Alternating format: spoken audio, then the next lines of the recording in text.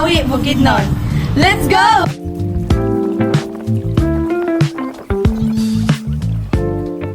A few moments later. Good day, everyone. We're here at Nutrition and Dietetics Department. We will interview a nutritionist dietitian here in Bukidnon Provincial Hospital of Kibawe, Bukidnon. Let's go!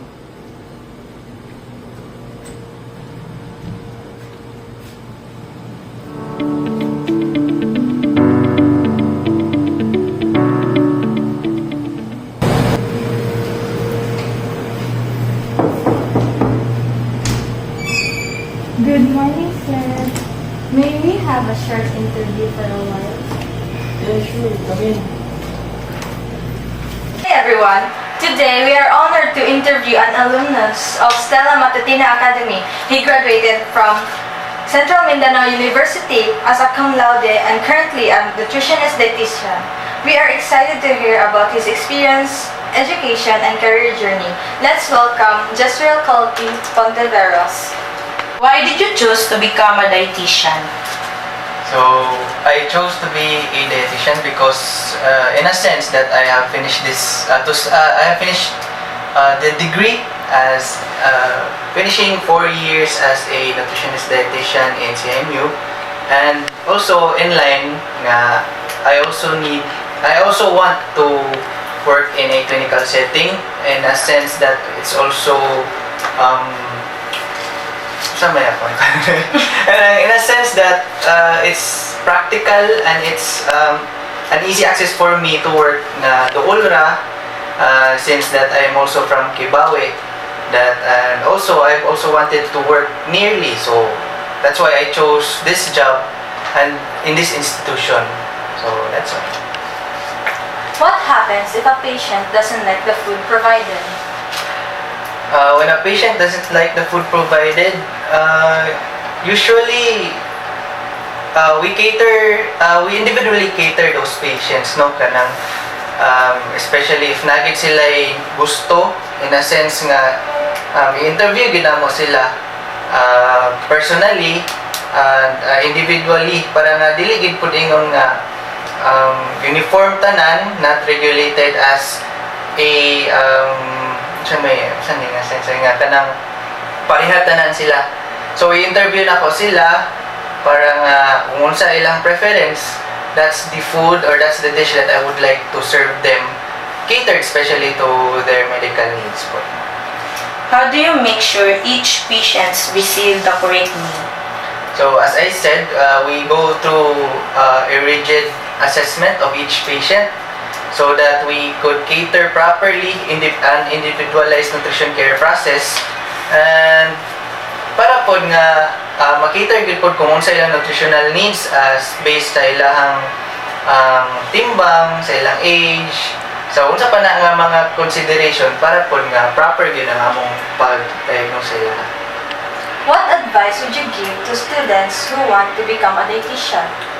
The advice that I'd like to give to students that would like to become a dietitian is to personally love what a human body could do to itself. Ano lang, okay? Because dietetics is a very broad topic, is a very broad nga kanang let's say a thing to do.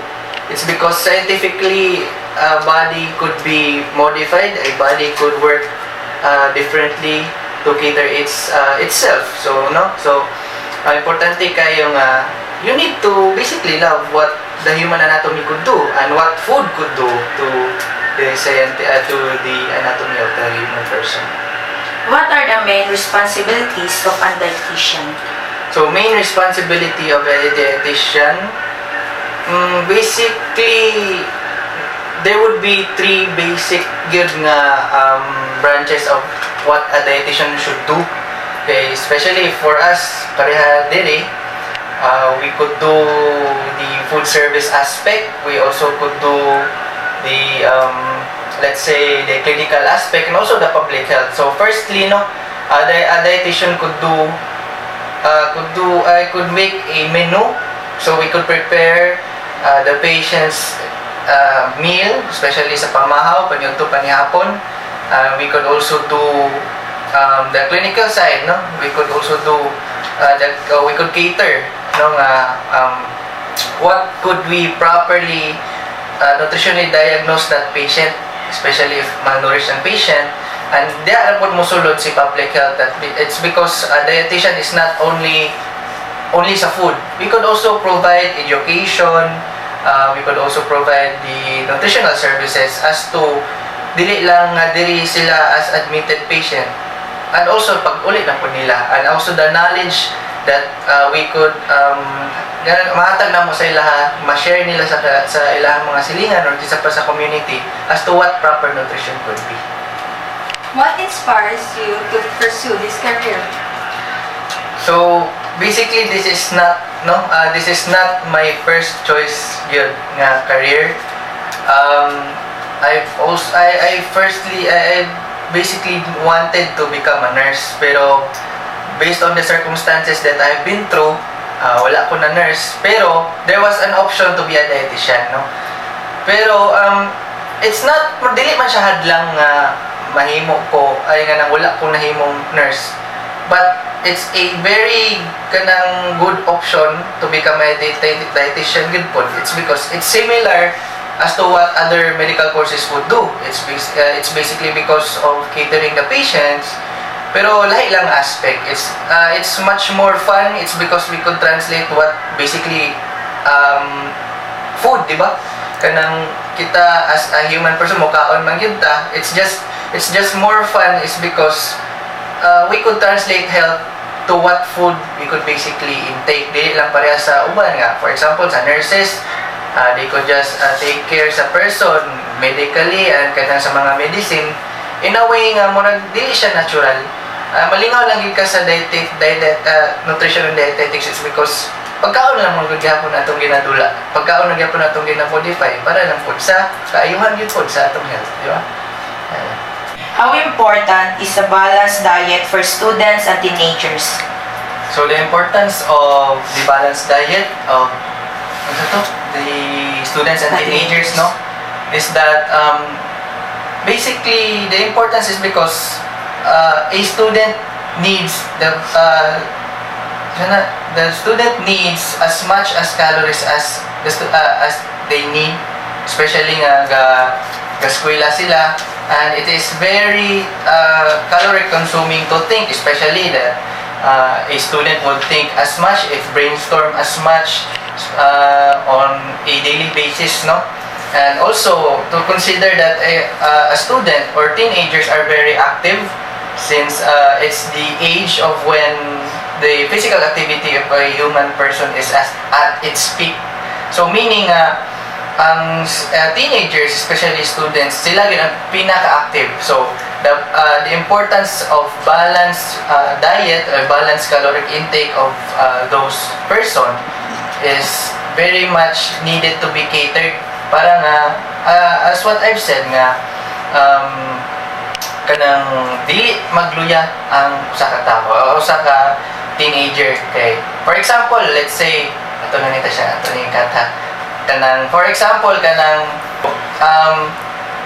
example, is if a student or a teenager has a very low caloric intake, for example, very unbalanced ang iyang meal, the tendency would be nakakita naman siguro mo ka ng mga estudyante nga makuyapan, and basically it's a very jokingly, it's very a comedy to say that nasapian ang usa ka estudyante, di ba? It's very basic, it's very common for us to see those unfortunate individual nga let's say nasapian or napanuhot. It's just because a lot of those students actually are kanang walay pamahaw going to school, wala sila pamahaw.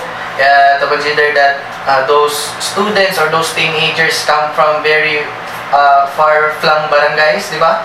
So the time it takes to go to school takes so much, in a way that it takes so much time for them to prepare a meal. So nisulod sila sa school without a proper fuel for them to take over what activity would be done that day. So yeah, usually daghan ka kakuyapan, especially when PE times, yung init, wala proper nga hydration, the consequences for those who did not have a balanced meal would be as what I've said, makuyapan, di ba? So it is very important to have a balanced meal and a balanced caloric intake. Thank you so much for giving us your time and for answering our questions. We really appreciate how you're sharing experiences and knowledge with us. It was a pleasure interviewing you. Thank you and have a great day. As a sign of gratitude, please accept our simple token of appreciation. Thank you. Thank you. Thank you.